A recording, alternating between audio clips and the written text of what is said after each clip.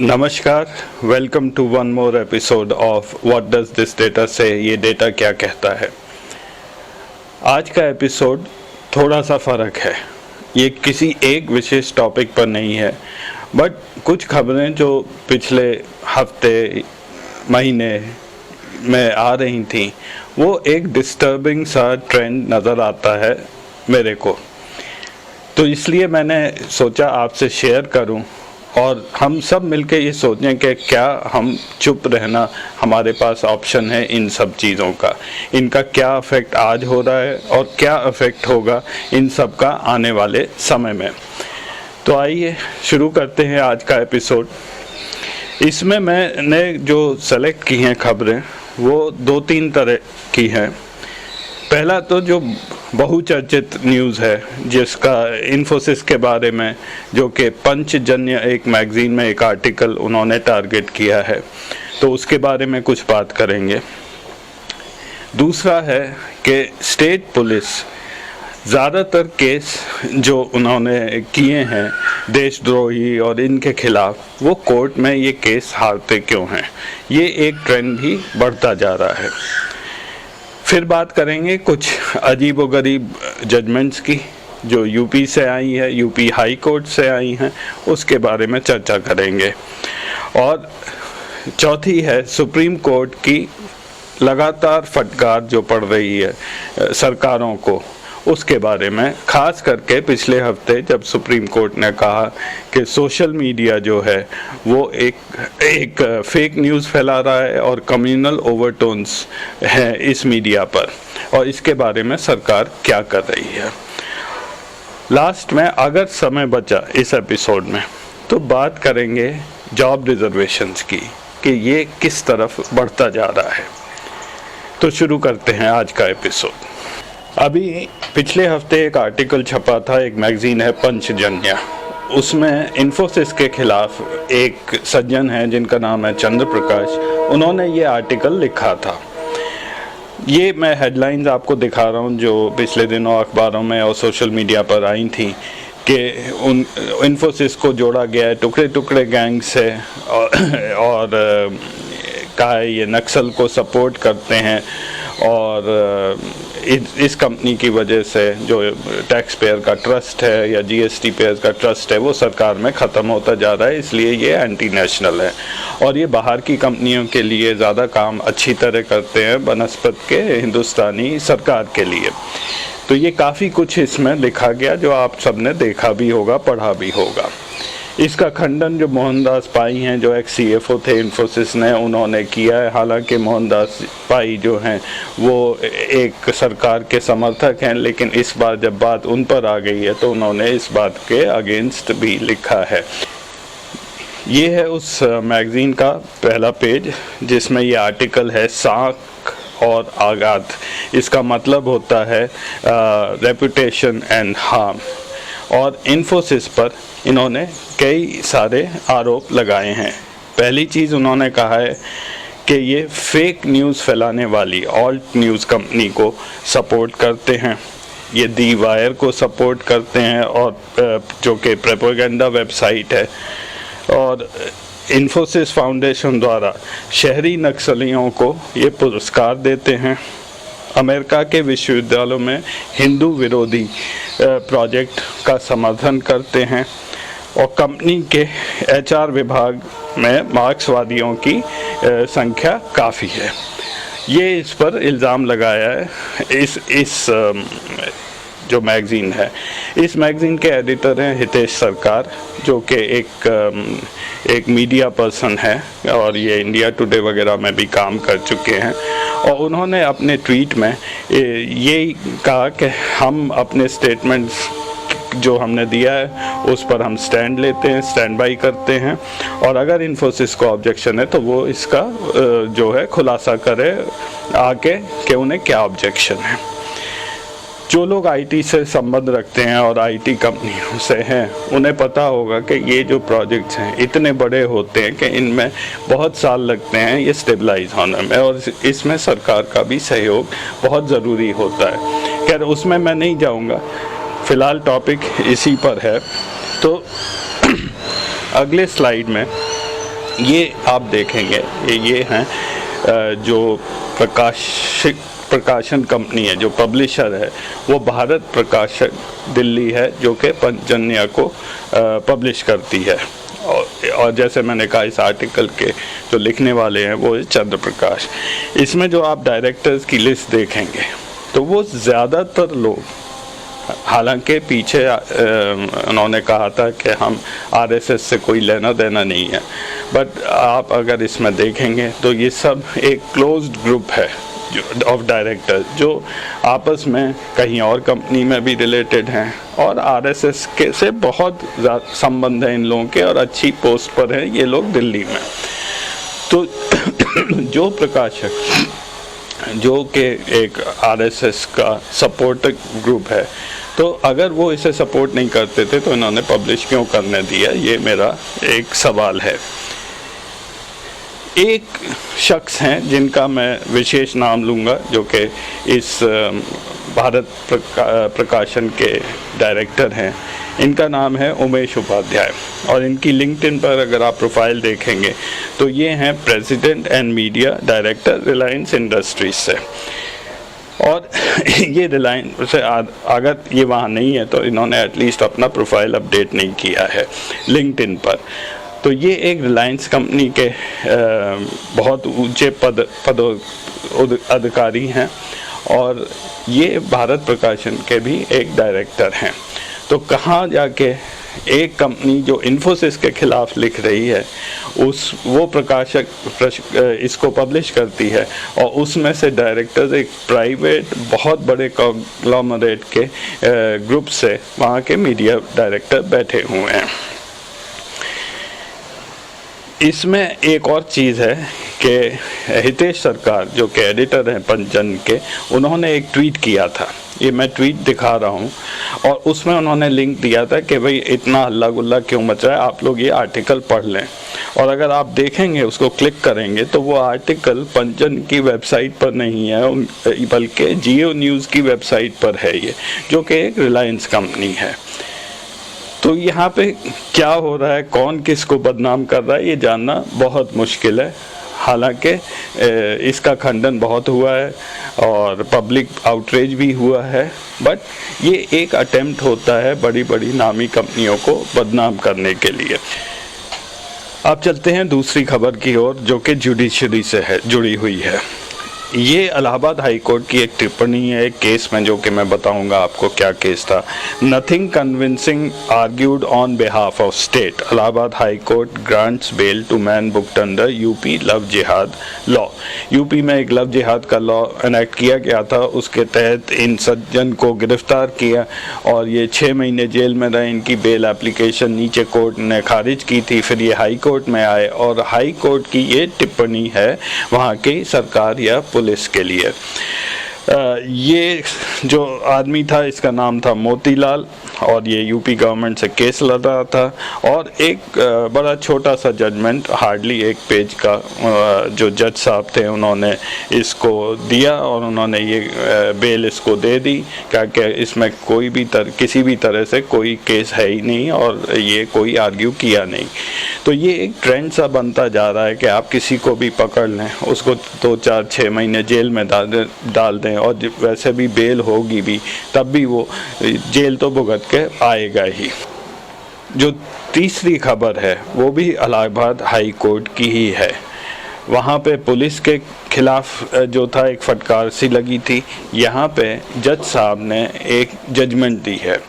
ये था cow slaughter के एक केस था, और उसमें जज साहब ने के पास आई थी बेल एप्लीकेशन एक आदमी की, और उन्होंने इस बेल एप्लीकेशन पे 12-13 पेज का एक लंबा जजमेंट दिया, और वो कई बातें उन्होंने जो केस से नहीं जुड़ी थी वो भी इस जजमेंट में डाल दी। तो एक तो उन्होंने इसमें लिखा कि सेंट्रल गवर्नमेंट को बोला कि cow should be declared a national animal, while denying bail खारिज कर दी गई थी, और उन्होंने ये 12 पेज का ऑर्डर हिंदी में दिया था, जो कि एक बहुत ही वन ऑफ केस है, क्योंकि ज़्यादातर हाई कोर्ट में अंग्रेज़ी में ही काम होता है। दोनों ने एक और मज़ेदार बात भी कही कि cow is the only animal which inhales and exhales oxygen, यानी कि वो ऑक्सीजन अंदर लेता है और बाहर भी ऑक्सीजन ही छोड़ता है। और उन्होंने फिर पंचगव्य के बहुत सारे उसमें फ़ायदे उन्होंने लिखे, जो हो सकता है सही भी हो, बट वो इस जजमेंट से उनका कोई लेना देना नहीं था। एक सिर्फ मैंने थोड़ी सी रिसर्च की कि कौन कौन प्राणी हैं इस धरती पर जो कि ऑक्सीजन लेते हैं और ऑक्सीजन छोड़ते हैं। मेरे को ये पता लगा कि सारे ही प्राणी जो हैं ऑक्सीजन लेते हैं और ऑक्सीजन छोड़ते हैं। हवा में जो हम अंदर लेते हैं उसमें करीब 20% ऑक्सीजन होती है, उसमें से 5% हम यूज़ करते हैं और 15% बाहर छोड़ देते हैं। वो 5% कार्बन डाइऑक्साइड में जो है कन्वर्ट होके वो बाहर निकलती है। तो ये गाय नहीं है, हम लोग भी हैं जो ऑक्सीजन लेते हैं और ऑक्सीजन छोड़ते हैं। चौथी खबर जो है वो अभी 2-3 दिन पहले जो सुप्रीम कोर्ट की जजमेंट नहीं है, एक कमेंट है जो कि केस चल रहा है तबलीगी जमात का, जो कि 2020 में बोला गया था कि इन लोगों का बहुत बड़ा हाथ था कोरोना फैलाने में पूरे देश में। तो उसके ऊपर चीफ जस्टिस ने ये टिप्पणी की है कि जो है इसमें फेक न्यूज़ फैलाने सोशल मीडिया पर एक बढ़ता जा रहा है और इसके अगेंस्ट एक स्ट्रिक्ट एक्शन होना चाहिए इन लोगों के खिलाफ। इससे देश बदनाम होता है, बाहर के देशों में इंडिया की बदनामी होती है। और उन्होंने खासकर एक टिप्पणी की है कि everything shown in a section of a private news channel bear a communal tone, ultimately this country is going to get a bad name, did you ever attempt to regulate these private channels. ये पूछा है उन्होंने government से, जो कि वहाँ Tushar Mehta government को represent कर रहे थे, और उसका जवाब भी दिया है, बट वो कोई ख़ास कन्विंसिंग जवाब नहीं है। वो जजमेंट या नोट आप पढ़ सकते हैं, ये मैंने लिंक नीचे दिया हुआ है। यही जो केस था तबलीगी जमात का, इसकी सुनवाई काफ़ी दिन से हो रही है। अक्टूबर 2020 में जो पुराने चीफ जस्टिस बोबड़े, उन्होंने भी ये केस सुना था और उन्होंने तो बहुत ही ज़्यादा स्ट्रिक्चर्स पास किए थे। उन्होंने ये कहा था कि सरकार की जो रिप्लाई है वो घुमा फिरा के बोल रहे हैं, it is extremely evasive and brazenly short of details. ये उस समय शरद बोबड़े चीफ जस्टिस जो थे उन्होंने कहा था। And he pulled up the Indian union for mistreating supreme court. आप सुप्रीम कोर्ट की अवमानना कर रहे हैं और एक जूनियर ऑफिसर को जवाब देने भेज दिया जो कि टोटली इधर उधर की बात कर रहे हैं। उन्होंने साफ शब्दों में कहा कि सेक्रेटरी आईटी वो इसका जवाब दें कि वो ये जो चैनल्स हैं जो फेक न्यूज़ फैलाती हैं टीवी पर या सोशल मीडिया पर, उनके खिलाफ क्या कर रहे हैं। और उसका जो जवाब है उस पर उन्होंने कहा कि ये हास्यपूर्ण जवाब है कि गवर्नमेंट का जवाब था कि अगर हम एक ब्लैंकेट गैग कर देंगे मीडिया पर तो ये जर्नलिस्ट के जो राइट्स हैं उसको एंड फ्री स्पीच, जो journalistic rights and free speech, उसको ख़त्म कर देंगे। तो इस पर वो काफ़ी उस समय इन पर नाराज़गी भी व्यक्त हुई थी। ये सेम केस है जो अब आके दोबारा से 1 साल बाद फिर सुना गया है। ये खबर है जो 5वीं है, ये आंध्रा हाई कोर्ट से है। यहाँ पे 4 सर्विंग IAS ऑफिसर्स को कंटेम्प्ट ऑफ कोर्ट में जेल की सज़ा और उन पर जुर्माना किया गया। ये यहाँ पे जो IAS ऑफिसर्स हैं ये हैं फाइनेंस सेक्रेटरी हैं, चीफ मिनिस्टर के एडिशनल सेक्रेटरी हैं, नेल्लोर के कलेक्टर हैं और फॉर्मर कलेक्टर हैं। इसमें 2016 में सरकार ने एक लेडी की ज़मीन ली थी सरकारी काम के लिए। आज 2021 आ गई और उसको पेमेंट नहीं हुआ वो, और जबकि ये प्रॉमिस किया था कि हम आपको ये पेमेंट 3 महीने में कर देंगे। ये जो है इस पे कोर्ट ने कहा कि आप क्या कर रहे हो, और इतना नाराज़गी व्यक्त की कि इन लोगों को जेल भिजा दिया कंटेम्प्ट ऑफ कोर्ट में। अब ये आईएएस ऑफिसर्स हैं, इनका काम ही है काम करना, बट ये 5 साल से बैठे हैं और ये काम नहीं हो रहा, जबकि ऑर्डर पास हो चुके हैं, वो पेमेंट नहीं हो रहा था उसका। हालांकि कोर्ट ने उन्हें 15 दिन दिए हैं अपील करने पर, बट ये कोई अच्छा ट्रेंड नहीं है कि कोर्ट आईएएस ऑफिसर्स या आईपीएस ऑफिसर्स को ये इस टाइप की टिप्पणी करे और जेल की सज़ा सुनाए। ये पब्लिक पर बहुत ही ख़राब इमेज पड़ता है। लास्ट में मैं बात करूँगा रिजर्वेशंस की। अभी हाल में ही आपको पता होगा कि 127th अमेंडमेंट बिल किस तरह से पार्लियामेंट, जबकि शोर शराबा हो रहा था, बट जब ये अमेंडमेंट आया तो सारा ऑपोजिशन एक हो गया और इस बिल को पास कर दिया गया। ये इसलिए आया था कि जो महाराष्ट्र गवर्नमेंट ने मराठास को बैकवर्ड क्लास डिक्लेयर किया था, जो कि सुप्रीम कोर्ट ने टर्न डाउन किया कि ये आप नहीं कर सकते हैं बैकवर्ड क्लास डिफाइन, और उसके अगेंस्ट में सरकार ने स्पष्ट किया कि जो बैकवर्ड क्लास है वो स्टेट्स डिफाइन कर सकती है, और एक लॉ उन्होंने एनेक्ट कर दिया पार्लियामेंट। अब मैं आपको थोड़ा सा इसमें डेटा दे दूं कि distribution of population of each religion by caste categories के हमारे यहाँ पे कितने ये जो हैं रिलीजन्स हैं और उनका क्या डिस्ट्रीब्यूशन है। तो इसमें आप एससी, एसटीज़ और ओबीसी अगर आप देखेंगे तो वो मिला के करीब 70-71% बनते हैं। एससीज़ जो हैं देश में 19.7% हैं, एसटीज़ 8.5 हैं, एंड अदर बैकवर्ड कास्ट करीब 43% है। बात यहीं पर अटकी हुई है क्योंकि कॉन्स्टिट्यूशन के हिसाब से हमने ऑलरेडी रिजर्वेशन दिया हुआ है एससी, एसटीज़ के लिए। बैकवर्ड क्लासेस के लिए ऐसा कोई डिफाइंड रूल नहीं है, और यहीं पे सारी पॉलिटिकल पार्टीज़ इसको बढ़ाने के लिए हर स्टेट में अपनी अपनी तरह से लगी हुई हैं। सुप्रीम कोर्ट की एक मंडल कमीशन के बाद रूलिंग थी कि रिजर्वेशन 50% से एक्सीड नहीं कर सकते हैं, लेकिन किसी न किसी तरह से स्टेट गवर्नमेंट्स इस रिजर्वेशन को बढ़ाती जा रही हैं। ये डेटा है हमारे यहाँ पे रिजर्वेशन चार्ट, और इसमें जो है जहाँ पे एरो बना हुआ है वहाँ पे कर्नाटक आता है, जहाँ तक 50% रिजर्वेशन है। उसके नीचे की तमाम स्टेट्स पढ़ने की ज़रूरत नहीं है, 2/3 से ज़्यादा स्टेट्स ऑलरेडी ये सीमा पार कर चुकी हैं। ये 50% से ज़्यादा उस स्टेट में जॉब रिजर्वेशन है वो किसी न किसी बहाने से ये कर लेती हैं। अब जो रिसेंटली बात हो रही है इकोनॉमिकली वीकर सेक्शंस की, वो भी इसमें जोड़ दिया गया। जो आप पीले मार्क्स देख रहे हैं वो ईडब्ल्यूएस रिजर्वेशन है। तो कहीं ना कहीं से पॉलिटिकल पार्टी सारी मिलके अपने गेन के लिए ये रिजर्वेशन पॉलिसीज़ को बढ़ाते जा रहे हैं। ये कहाँ तक सही है ये हम और आपको ही सोचना है। सरकार का एक 2014 का एक डॉक्यूमेंट है जो प्रेस इंफॉर्मेशन ब्यूरो की साइट पर है, जो कि बहुत डिटेल में उन्होंने दिया है कि ओबीसीज़ का कैसे कैसे किस स्टेट में रिजर्वेशन होता है। ये आप देख सकते हैं उस साइट पर।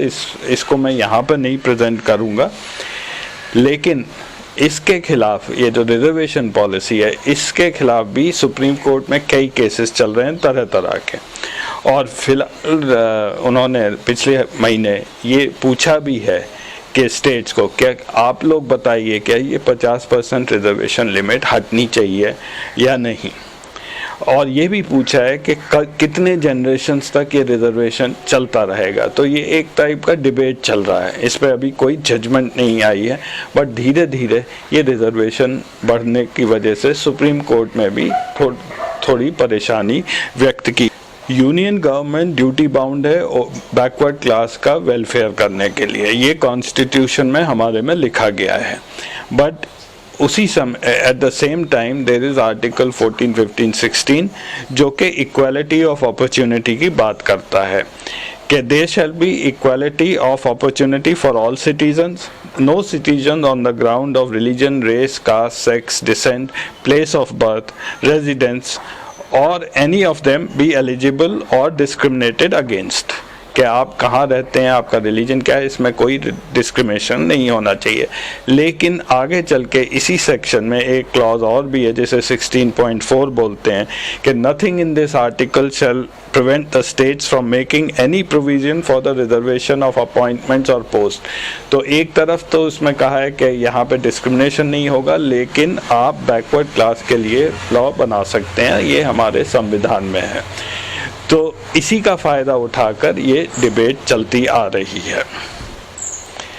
तो लास्ट में अब मैं आपको एक ट्रेंड और बता दूं कि अब जो स्टेट्स हैं, एक तरफ ओबीसी कैटेगरी के रिजर्वेशन बढ़ाते जा रहे हैं, वो 60-70 पहुंच जाएगा, इकोनॉमिकली वीकर सेक्शन का बढ़ता जा रहा है। फिर डोमिसाइल का भी एक एंगल शुरू हो गया है कि अगर आप एक स्टेट में हैं तो 15 साल आप वहाँ पर रहें तो आपको डोमिसाइल मिलेगा।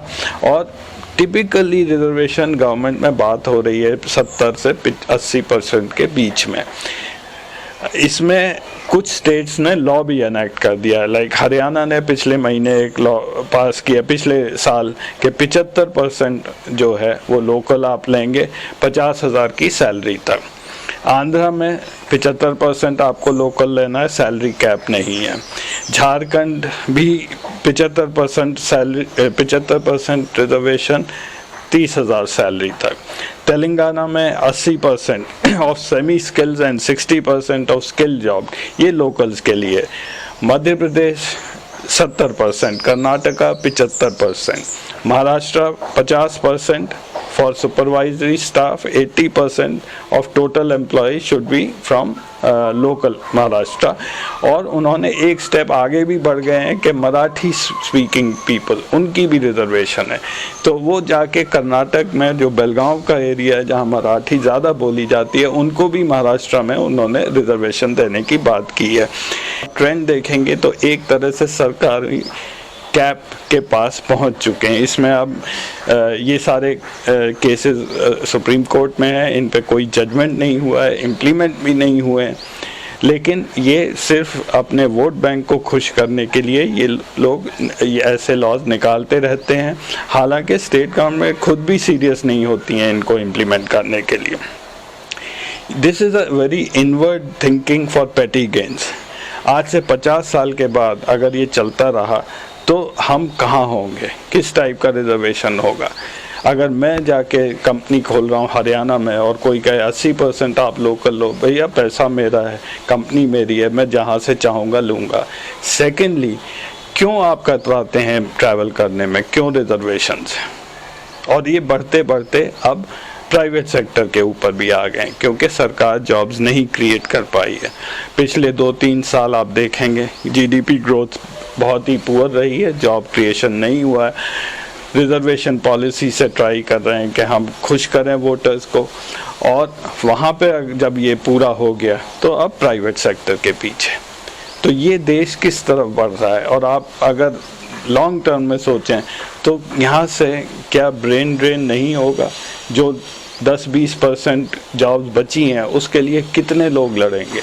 अल्टीमेटली वो लोग सक्षम हैं, वो बाहर चले जाएंगे। तो कौन लोग बचेंगे और कौन लोग इस देश को चलाएगा? यही विचार के साथ मैं आज का एपिसोड ख़त्म करता हूँ।